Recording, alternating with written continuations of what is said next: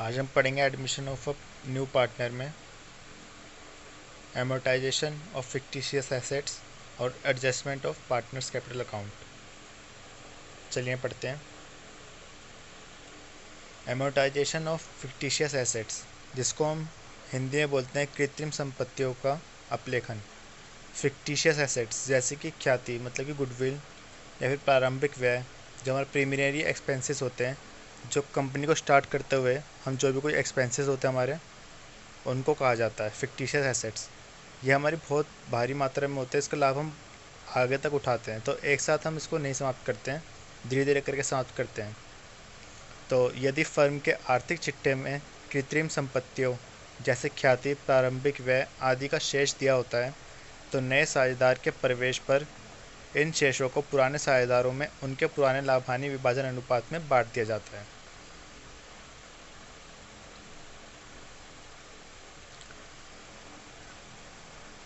साझेदारों की पूंजी का समायोजन 7वां पार्ट हमारा।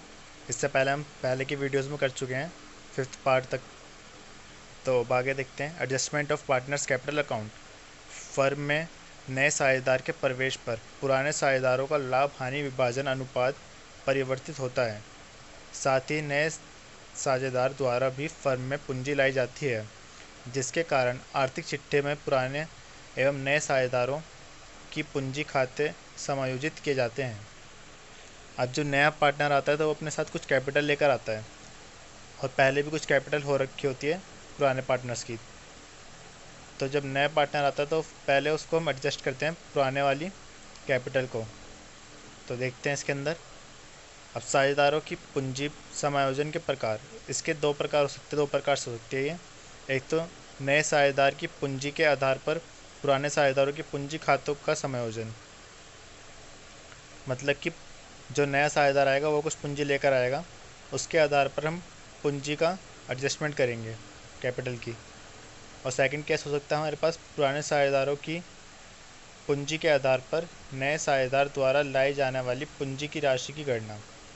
सेकंड केस हो सकता है कि पुराने जितने कैपिटल है हमारे पास, उसके आधार पर न्यू पार्टनर की कैपिटल निकालना। पहला केस, नए साझेदार की पूंजी के आधार पर पुराने साझेदारों की पूंजी खातों का समायोजन करना। Partners capital account on the basis of new partners capital. सबसे पहले हम इसके अंदर क्या करते हैं, नए साझेदार की पूंजी एवं लाभों के हिस्से की सहायता से फर्म की कुल पूंजी ज्ञात की जाती है। जो भी कुछ नया साझेदार जो हमने पहले निकालना सीख चुके हैं पुरानी वीडियोस में, कि जब नया साझेदार आता है तो कैसे निकालते हैं पूरी फर्म की कुल पूंजी।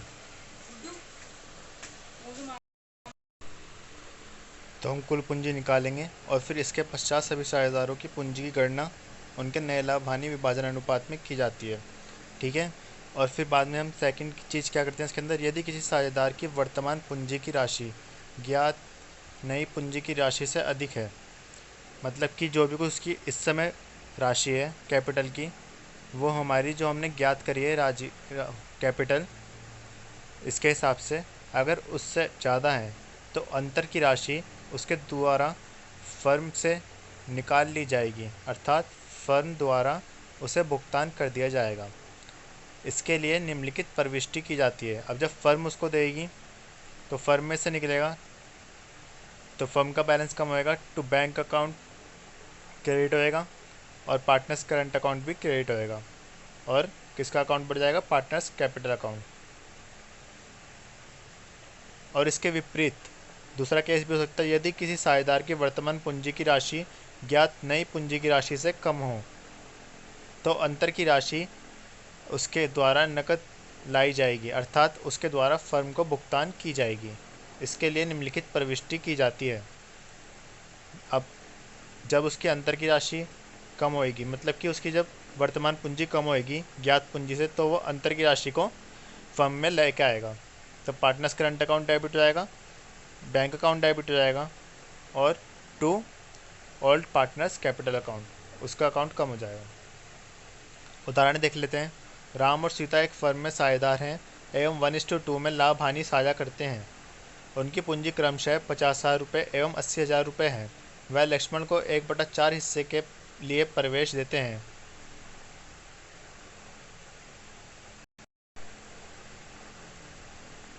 लक्ष्मण 50,000 रुपये पूंजी के रूप में लाता है। उनका लाभ हानि विभाजन अनुपात ज्ञात कीजिए एवं सभी साझेदारों की समायोजित पूंजी की गणना कीजिए। एक तो हमको नया लाभ हानि विभाजन अनुपात निकालना है और उसके साथ ही हमको इनकी कैपिटल एडजस्टमेंट निकालनी है। चलिए देखते हैं कैसे निकलेगा। पहले हम क्या मान लेंगे, जो लक्ष्मण लेकर आएगा उसको हम इनका हिस्सा कितना कितना देंगे, राम और सीता लक्ष्मण के लिए। तो पहले हम माने कुल लाभ 1 और फिर लक्ष्मण का लाभ 1/4 के लिए आ रहा है वो, तो शेष लाभ कितना होगा 1 माइनस 1/4, जो कि हम पिछली वीडियो में सीख चुके हैं। तो आ गया 3/4। अब वो 3/4 दोनों से लेगा, दोनों के हिस्से में से। राम का हिस्सा कितना था, 1/3 था, ये देखिए 1/3 था, तो उसमें से 1/4 ले लिया तो बचा उसके पास, तो उसमें से 3/4 ले लिया तो बचा उसके पास 1/4। ऐसे सीता का था, सीता में से उसने ले लिया तो उसके बचे 2/4। अब नया लाभ हानि विभाजन अनुपात राम सीता और लक्ष्मण का आ गया 1:2:1। अब नई पूंजी की गणना कैसे होगी, पहले फर्म की कुल पूंजी निकाली जाएगी। तो कुल पूंजी 50,000 इंटू 4, लक्ष्मण का हिस्सा 1/4 के लिए था, तो कुल पूंजी कितनी होगी 4/1, तो फिर कितना हो गया 2 लाख रुपए। ऐसी नई पूंजी में राम का भाग कितना होगा 1/4 होएगा 2 लाख में से, तो वो हो गया 50,000। नई पूंजी में सीता का भाग 2/4 होएगा 2 लाख में से, तो हो गया 1 लाख रुपए। ऐसी नई पूंजी में लक्ष्मण का भाग 2 लाख में से 1/4 होएगा, तो हो गया 50,000 रुपये। तो सीता का भाग पहले कितना था, सीता का भाग इसके अंदर 80,000 रुपये है। देखिए सीता का भाग 80,000 रुपये पूंजी है, मतलब कि कैपिटल उसकी 80,000 है, लेकिन अब उसकी वास्तविक पूंजी से ज़्यादा आ रही है हमारी नई पूंजी, 1 लाख रुपए आ रही है। मतलब कि 2,000 जो 20,000 रुपये हैं वो पूंजी के रूप में नकद लेकर आएगी सीता, अतः सीता द्वारा 20,000 पूंजी के रूप में नकद लाए जाएंगे। ठीक है, ये हो गया हमारा क्वेश्चन सॉल्व। अब सेकंड केस आता है जब पुराने साझेदारों की पूंजी के आधार पर नए साझेदारों द्वारा लाए जाने वाली पूंजी की राशि की गणना।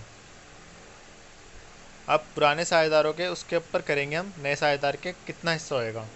सर्वप्रथम पुराने साझेदारों होगा, सरदार नहीं होगा, सॉरी, साझेदारों।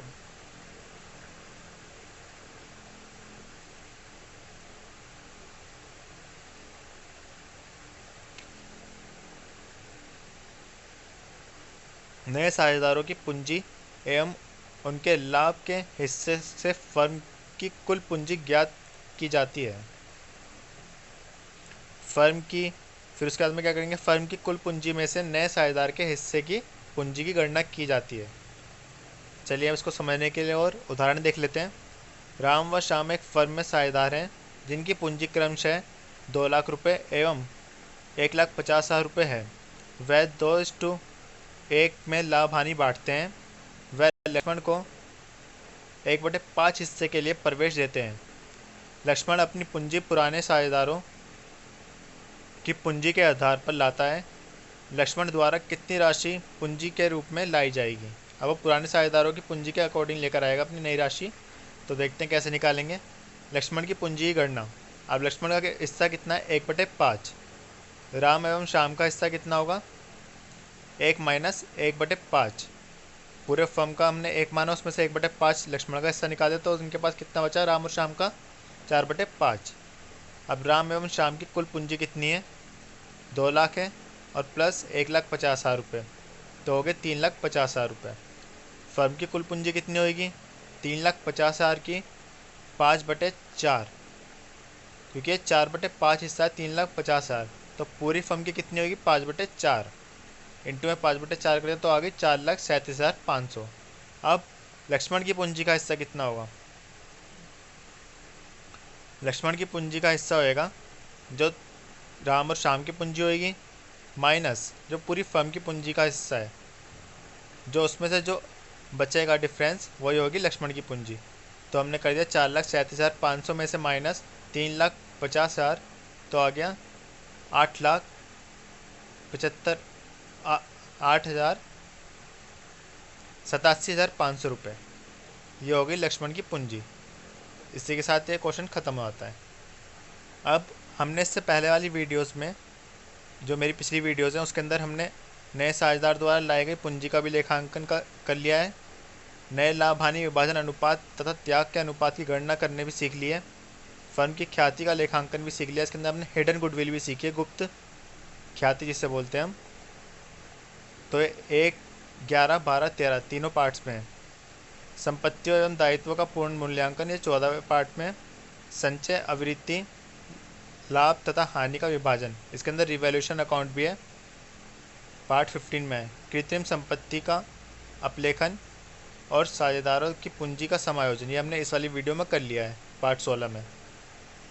अब अगली वीडियो में हम करेंगे नए साझेदार को लाभ के हिस्से या न्यूनतम लाभ की गारंटी, और फिर इसके बाद हमारा एडमिशन ऑफ न्यू पार्टनर ख़त्म हो जाएगा चैप्टर। आज के लिए इतना ही। Thank you. तो पढ़ो और आगे बढ़ो। जय हिंद, जय भारत।